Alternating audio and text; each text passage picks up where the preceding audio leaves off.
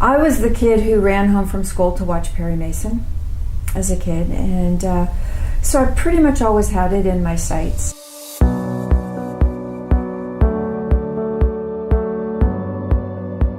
Being the only juvenile judge in Marin County has got its pros and cons. The pros is that it's fascinating work, really interesting, and I enjoy every minute of it. The cons is that I don't always have a colleague to kind of roundtable things with and chat about things, although I will say that my colleagues here indulge me to the best of their ability in doing so. And also there's a great listserv, and I go to a lot of conferences and workshops so that I can learn from more experienced juvenile judges. The funny thing is from a practical perspective, I did the same job, the exact same job, the day after I was a judge that I had done the day before I was a judge. I had the same assignment in the same department.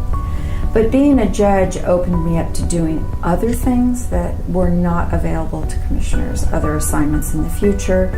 It also carries a bit more gravitas if you want to do things in the community or projects, and that was always something that I was very interested in.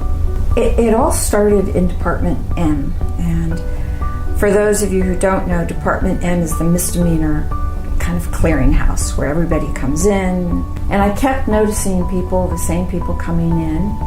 Oftentimes they had lost their driver's licenses because of fines, but they continued to drive because it's pretty hard not to drive in Marin County.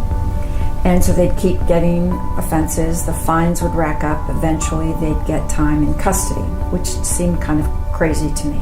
And I used to think of that as, my God, these people are in life imprisonment on the installment plan, and I just kind of thought there's got to be a better way for us to handle this kind of stuff. At the same time, Moira Prendeville over at Legal Aid, I think, was having some of the same thoughts.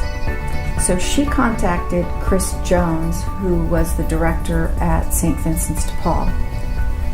And I happened to be volunteering at St. Vincent's with my kids. So kind of serendipitously, we all met and kind of cooked up, no pun intended, this idea.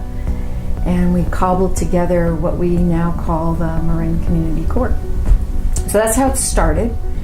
And we had absolutely no budget, zero. I did it after my day job here, and we conducted it at the dining hall. They let us use that for free.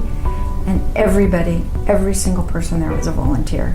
And pretty much everybody still is. Here we are about 8 years later. And last year I met with a representative from the Judicial Council who's very interested in implementing this statewide, which is pretty cool. Marin's program is unique. So that's pretty exciting. It's far exceeded my expectations. I want to say thank you to the Marin Trial Lawyers Association, because so many of your members have been really consistent volunteers at our Marin Community Court and have been a big part of its success.